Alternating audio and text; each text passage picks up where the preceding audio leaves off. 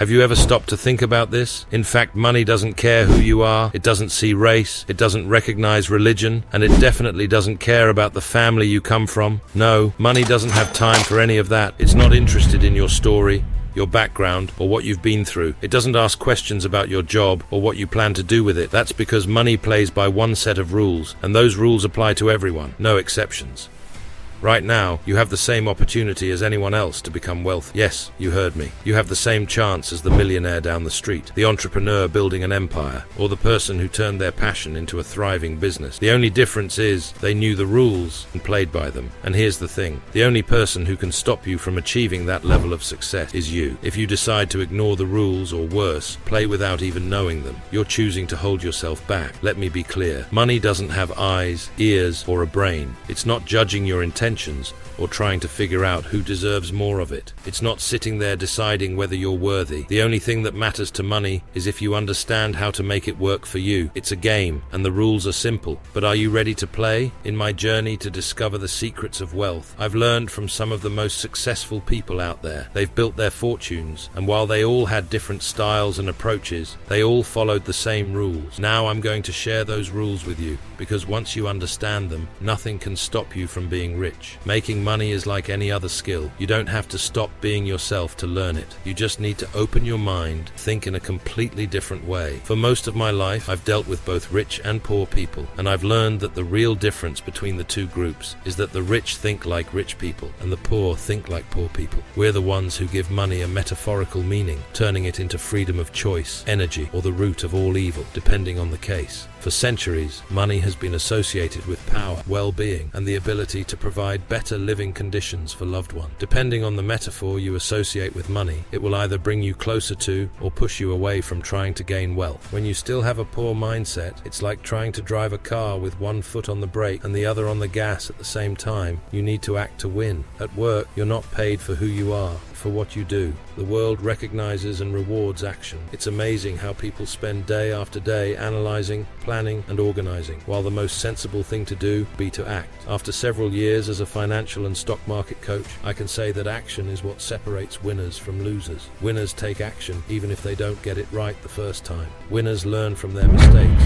and set things in motion, much like billiard balls reacting in a chain once the first ball is struck. Action creates momentum, which eventually produces results. Have you ever noticed that the last letters of the word satisfaction correspond to the word action? In Latin, the word satis means enough. The Romans already understood that a sufficient number of actions generates satisfaction. You can have all the knowledge in the world, be in the right place at the right time, and have a balanced psychological state. But if you don't act, all of that will be useless. Many people are too lazy to become rich. Some say they want to be, but at most they buy a lottery ticket, hoping that one day luck will be on their side. But they're not ready to make sacrifices, to study, to learn, to focus, to change. Most people would love to become rich without effort, by chance, or by a stroke of luck. Money is like a sport. You need to know the rules of the game, have the right coaches, and dedicate time to improving day by day. Remember that money is not the solution. If you're thinking, I wish I had a lot of money, I could solve all the problems in my life, you're completely wrong.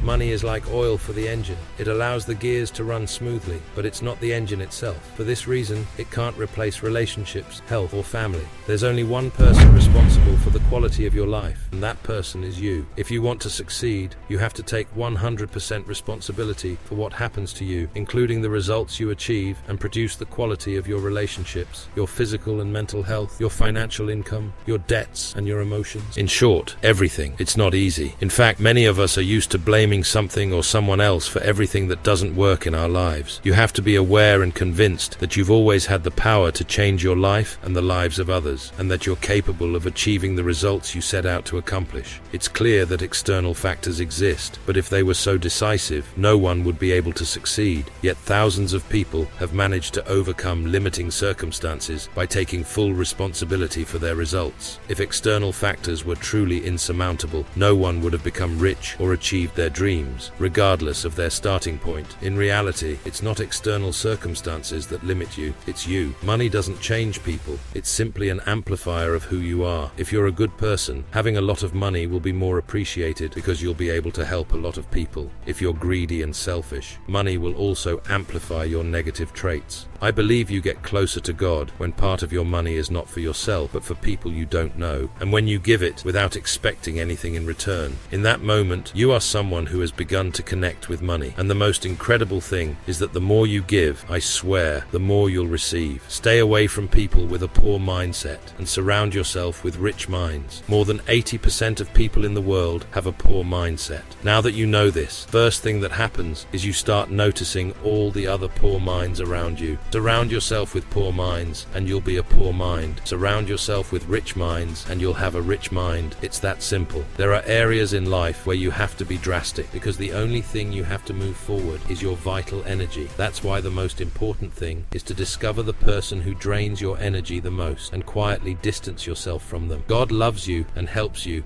as long as you do your part. It's not about being grateful or ungrateful. It's about responsibility. God is everything, but don't make him responsible for your failures. He wants the best for you, but you have to act and earn it. Religions and people have distorted the message to justify themselves or reduce their responsibility. Money comes to you because you want it to come, not just because you're praying to God. Doing only that won't help you connect with money. If you want God to come to you, love him, and he will be with you. The same goes for money. If you respect and want it, it will be with you. Until the next video. Thanks for watching, and don't forget to join Rolladell Business for more